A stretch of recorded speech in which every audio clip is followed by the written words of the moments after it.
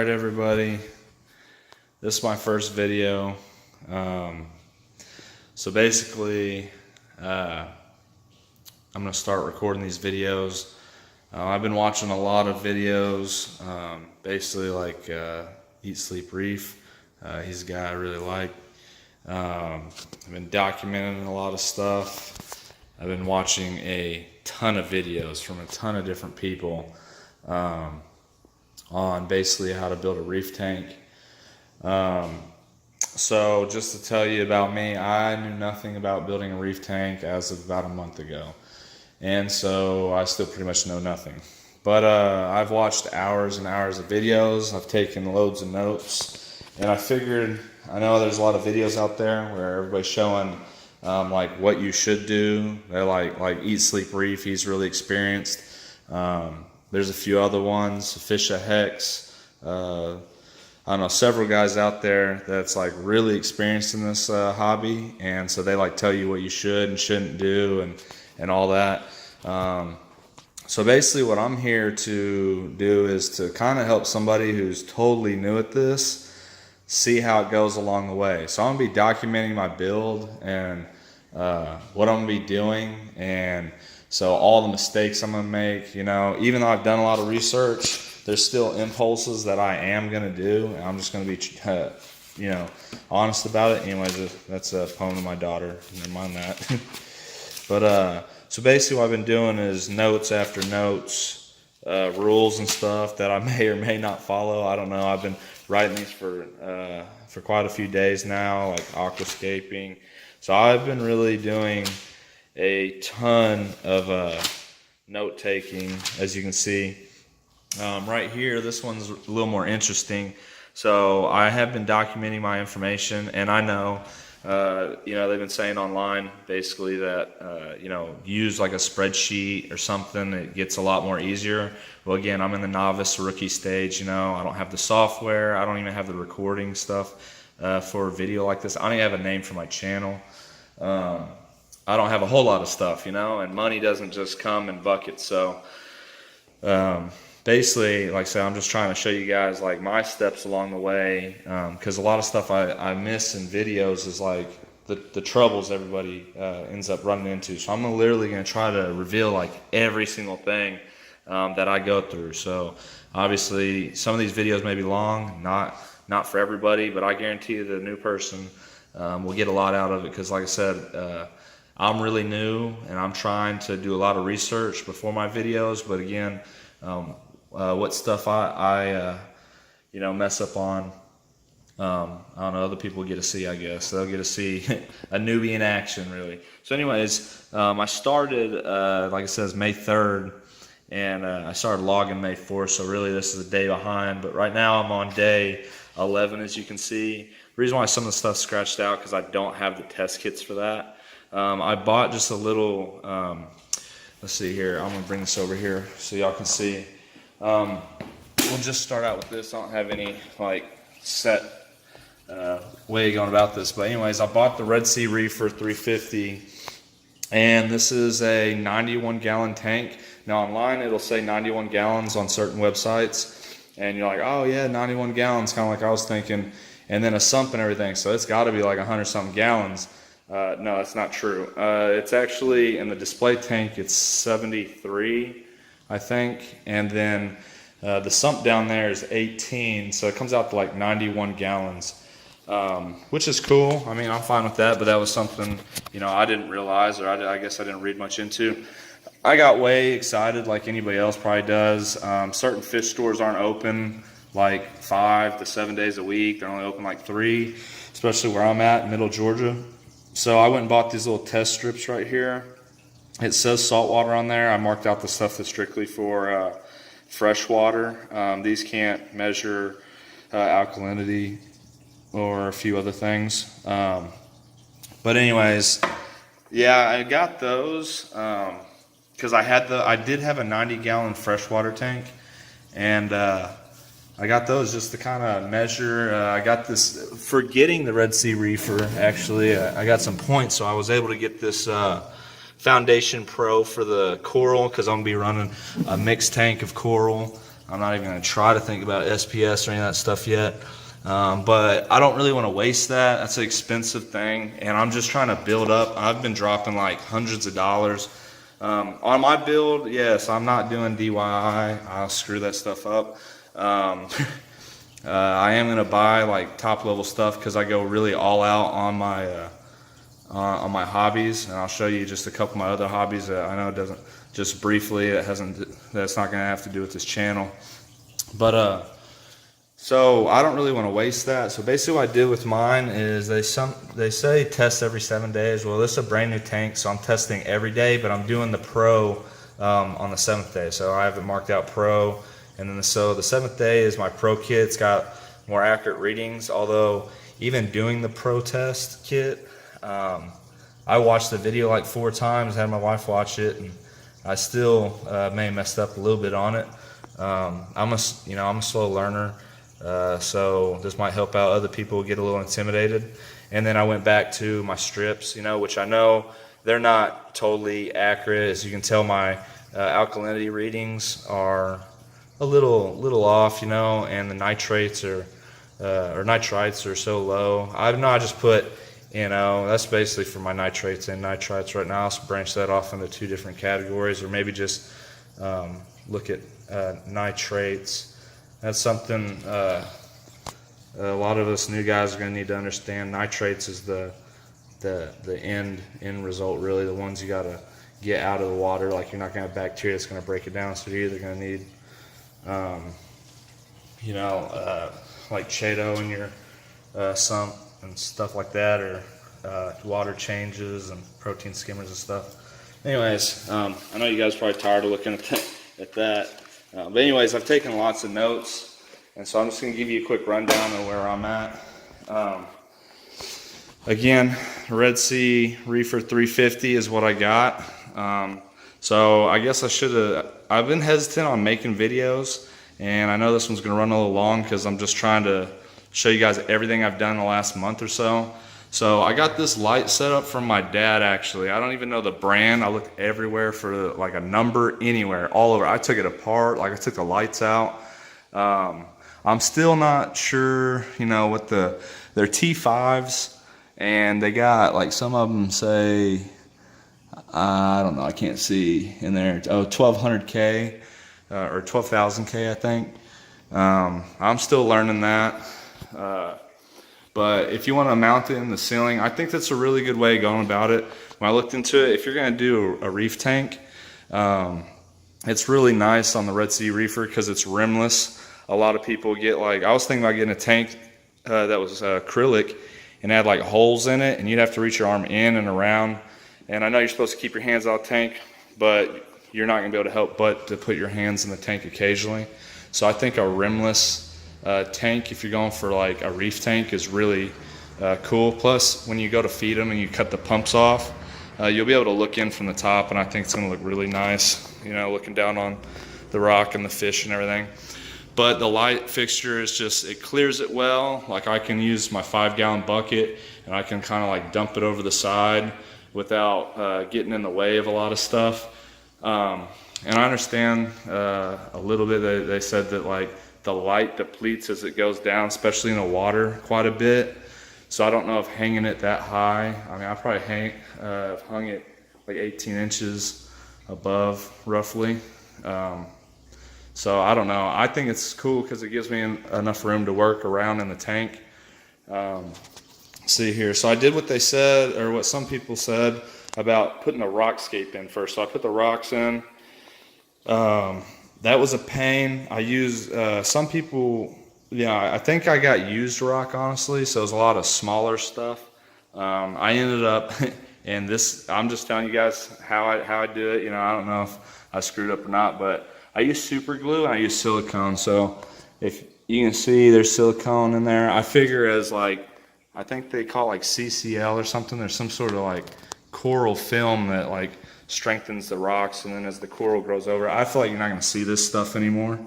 Obviously I'm kind of pointing it out, but then I got super glue in there too, and it took like several coats because some of the stuff's held on like just by a little bit, and I don't want like a fish or like an eel, you know, hitting it and knocking it over. I built this little pillar out here because I wanted like something big sticking out, and just kind of like over the area. I don't know, but yeah, so that was kind of hard to get that one to glue on there too. So yeah, anyways, I got all that. I really like, okay, another thing I want to point out, I really like the black version. Okay, I understand, like, online, all I've seen, I think I've seen maybe one black Red Sea. Everybody, the trend nowadays is white. Everybody's loving white. It's modern, it's clean. I agree, but when I look at the tank with a black background, and I understand the sand's not going to stay as white and the rock's not going to stay as white, but I just think, like, in a small degree, white kind of takes away from like focusing in on the tank. Obviously, like, the rock and the sand standing out more, and I think other colors will too with the black background. Plus, it just like complements, I think, well, it's got the white wall, you know, black tank, and then white sand stuff instead of just like white all over the place.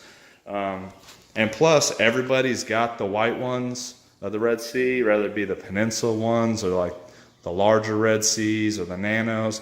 Everybody's all about the white, so I feel like black's going to be a little more rare. One thing that happened when I started adding water to this thing, so here's something. Yeah, I was all excited. I put in the substrate, finally got it all glued together. It took a few days, and then I added in the sand, you know, pushed it around the rock to kind of support the base of the rock too a little bit. Also, that way, if I get some fish that want to dig into the sand or into the rock, kind of like I just left that little cave just as an example, you know, they can do that. But I got to filling this water up, and it doesn't go into this back section. This back section runs the height of the tank. I don't know, let's see here from the side, you can see it a little better. So no water gets in there. So basically I'm filling up, and I fill it to the top, and it starts pouring over. You know, I'm like, yeah, all right, now it's gonna go down the sump. So what happened is it started leaking, you know, and everybody says leaks are not, you know, the best. And so, you know, leaks are like our worst enemy pretty much, or one of the many. Basically, what you could have done to avoid all that, just for anybody else who gets this, is instead of filling this tank up, just go ahead and take a couple cups of water and take this top piece off here and just pour it in the back right there. No water gets in the tank here, so if you're doing some work in the tank here, no water's gonna get in there. But you just pour a couple cups of water in the back, you'll be able to see if you got the seals right in the bottom here. And I've worked with plumbing before and O-rings and stuff, so I knew this, and I kind of messed up. But if you have O-rings, everybody's like, oh, I don't want it to leak, so they tighten it as tight as they can. That is just as bad as keeping an O-ring loose. So if you're too loose on tightening your fittings, it's going to obviously leak. Everybody can kind of gather that. But if you over tighten O-rings, they will definitely leak every single time. So make sure you get it kind of in the middle.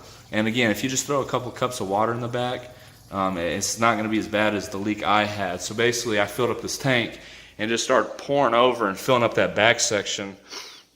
And I'm not an expert, but I'd say that back section's like 3 or 4 gallons of water at least. And so it literally was like a 30-minute leak. You know, it's leaking behind the sump and everything. I was just stressing about it all, trying to run around, trying to figure out how to loosen these things. They were a pain in the butt to loosen because I over tightened the crap out of them, trying to make sure they would stay sealed.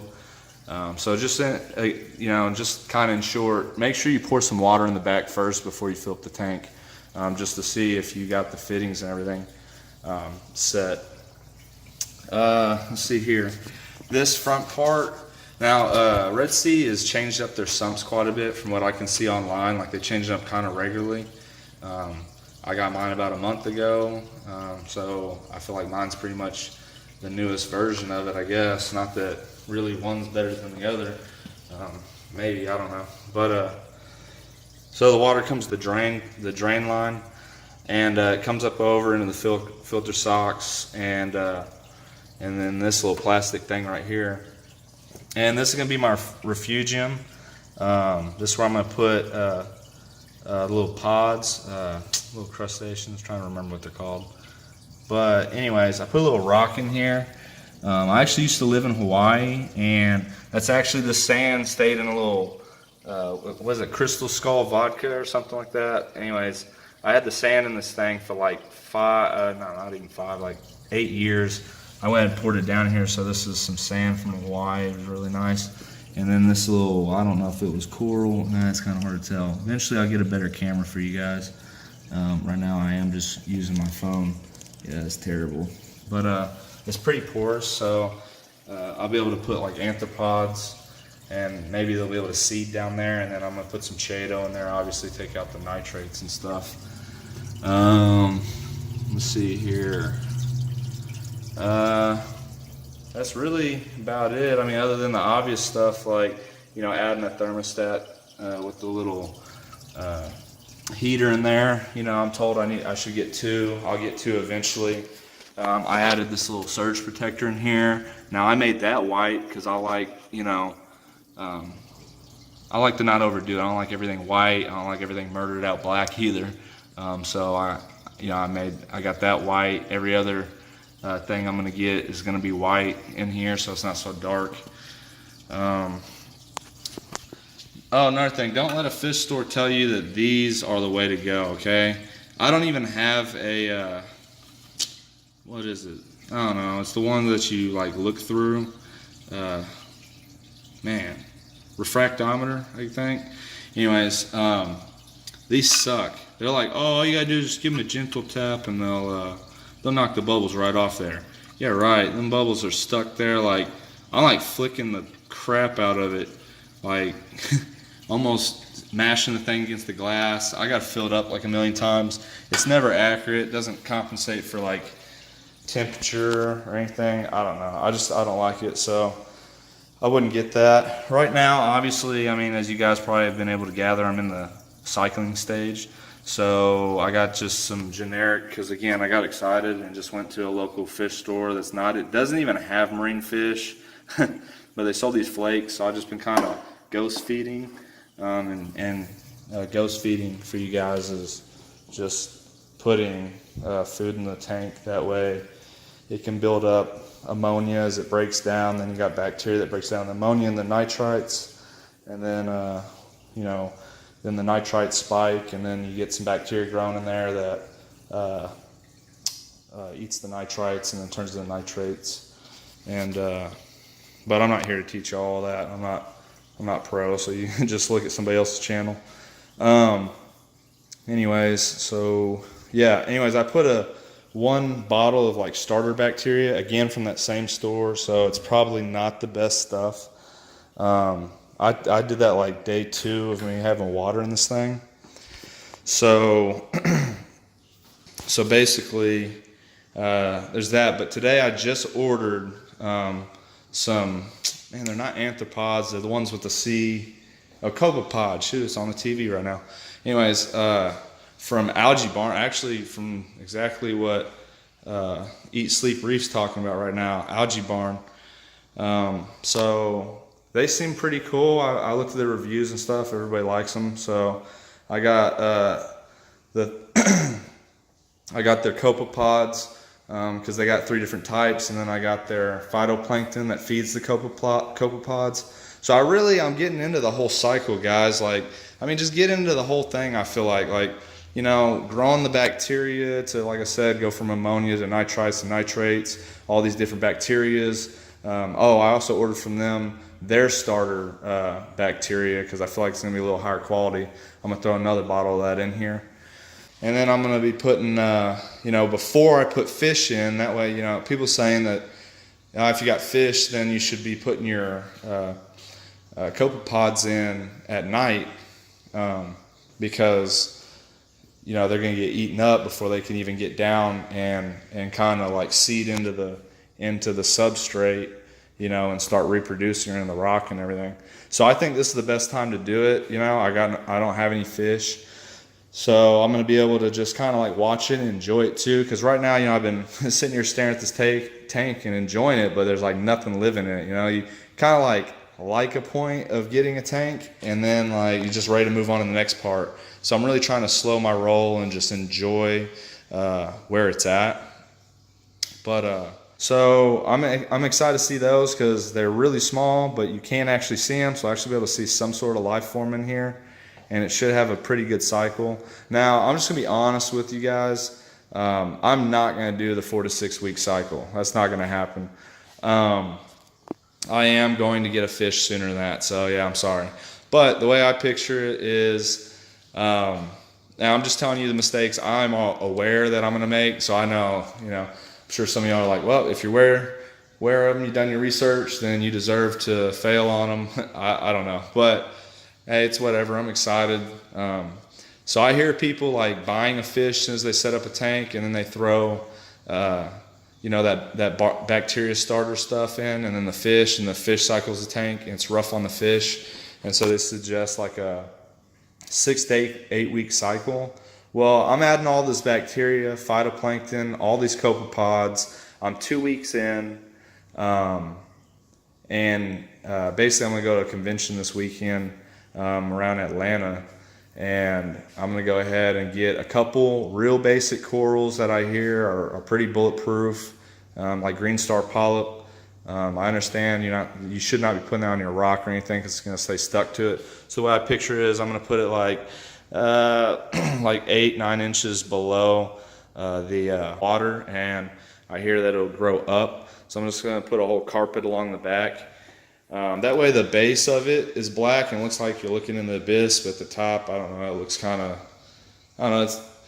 Yeah, I kind of actually got that off of Eat Sleep Reef. Like his background looks great, and then I'll have all the corals and stuff up front. I also made sure on the aquascape that I had plenty of room. It kind of bows. It's kind of hard to see. It looks like it's close here, but there's plenty of room for flow in the front and the back through the arches. I really like how I set it up. Granted, I have this one little random piece back here that's leaned up against the glass, but I didn't want to just have 2 arches, make it look like a couple eyeballs looking at you. So I really kind of just added in a couple of stuff that didn't make it look totally unnatural, like this rock sticking up here as if it's coming out of the ground.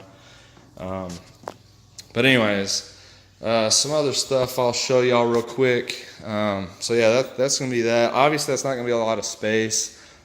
Don't mind the office room. It's a little messy right now. But anyways, we have a scorpion. We're giving that to somebody today that's going to cherish it. That way I can make room for a quarantine tank. I know everybody's all about quarantine, so I figure I'll make it at least a nice looking tank. But anyways, I'm going to store all my like chemicals and stuff on. I'll probably build shelves in here and store it all in this little cabinet. And I don't know this really matters to a lot of like experienced people or other people right now, but you know, explaining like everything I'm going to do and showing y'all along the way. And this first video is going to be the longest. Kind of help everybody else out maybe to think of the future and where they need to put the stuff. Anyways, I got this mini fridge that's not hooked up. And so again, instead of maybe for you guys or gals that you know, your husbands or wives like may not be totally in the hobby. I mean, mine's totally supportive, but to keep it that way, to keep it healthy and not overstep my boundaries, I'm gonna go ahead and put the frozen foods and stuff in this mini fridge. So I suggest y'all get something like that. I already had this, so I figured I'd utilize it. And if there's anything I guess that needs to be refrigerated, I can just put it in here. So they're not that expensive, so if you just get one, I think it'll work well. So this room is not only my office, but it'll serve to basically store a lot of my stuff in like a neat manner, so it's not just like a wreck and all over the place. That kind of helps to not. This is my last build, and if y'all care to look at it, I know this is like a little sideshow thing.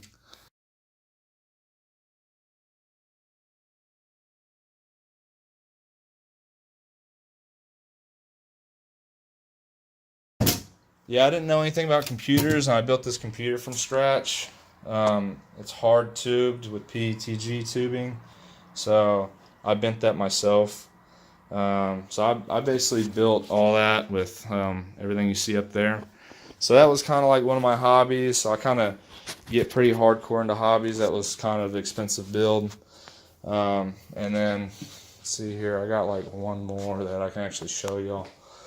But I'm gonna stick mostly with the fish tank unless anybody wants me to do some like other threads. So this is my Subaru STI.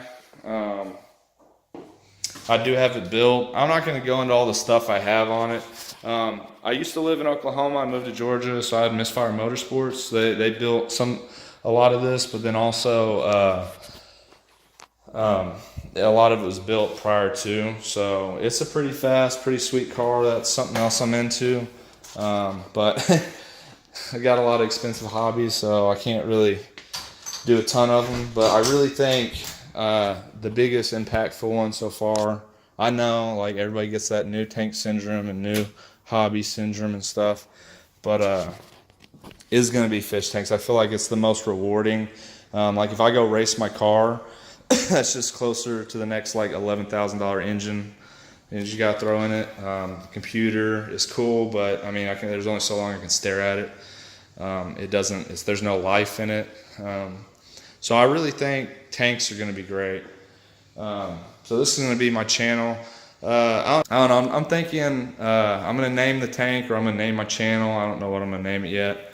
But I'll probably when I have this posted, I'll have it named. I don't have any software yet either for editing videos, so this might be kind of raw. Yeah, I'll try to come up with another video as I move along, and from here on out, when I do something to the tank, I'll go ahead and comment on it. And again, if y'all have any questions of what I didn't cover, I mean I'll cover everything, the boring stuff, even from like harvesting Chaeto to water changes to dipping corals, my mistakes. You know, I'll do my first ones with you guys on here, so you'll see how much I screwed up. I should have done it again on my water testing on that pro kit. That was quite interesting. But I'll do one next time. I'll just do one over like everything, so you guys can kind of see how a rookie screws up or doesn't. And that way, if you're a rookie too, you can feel a little comforted. And you know, it is kind of complex for us newer guys, but it is doable. And then you know, maybe as it grows and the channel grows, and if I can get up there with those really, you know, knowledgeable guys that are doing great, then you know, maybe I can broaden my ability to help people out in this hobby. But all right, that's it for this time. I know I almost hit half an hour, but you guys take care. Till next time.